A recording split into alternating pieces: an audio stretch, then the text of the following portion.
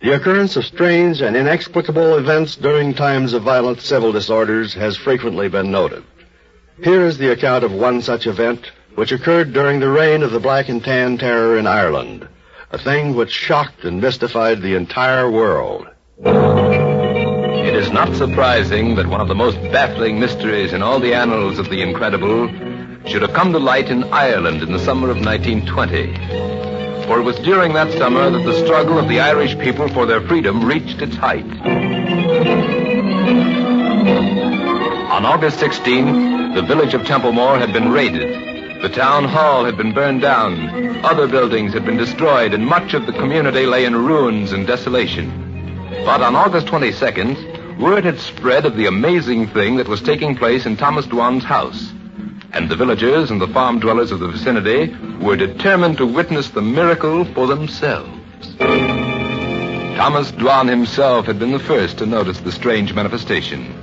On Saturday afternoon, August 21st, a small marble image of the Virgin and Child in his library happened to catch his eye. He called angrily for his young son. Timothy! Timothy Dwan! Where are you now? The idea of splattering raspberry jam on the Virgin Mary. Down the left side of the miniature statue ran a thin trickle of red viscous fluid. Thomas Dwan himself went to find a rag. He returned and bent lovingly over the image. Well, now, what's this? Stuff's not jam at all. Why, it's... Saints preserve us. It's blood. The Holy Virgin is bleeding. Yes, out of the hard, cold, lifeless marble oozed tiny drops of blood. Thomas Dwan glanced slowly around the room. There were other statues there. There were paintings hanging on the walls, and down each one of them, blood was trickling. Dwan examined them closely. The blood he saw had not been put on them.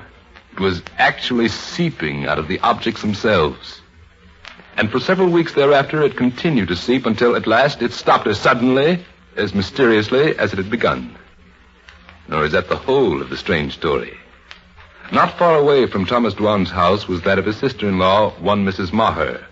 And there, at the very moment that Dwan was making his astounding discovery, a 16-year-old boy by the name of James Walsh, who worked for Mrs. Maher, was pointing in amazement to a statue in the living room.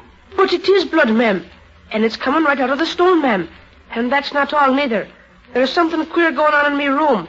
I've got an earthen floor there, as you well know. And there's a hollow in it under me bed about the size of a teacup. Well, this morning, that hollow was filled up with water, ma'am. I drained it out, and it's filled right up again. And I've been draining it all day, and it still keeps filling up. More than 1,000 persons took water from the hollow in the floor of James Walsh's room. And more than 1 million persons passed the statues that were placed in the windows of Thomas Dwan's and Mrs. Maher's homes. But not one out of the million has ever offered a satisfactory explanation for the miracle they observed. A miracle incredible but true.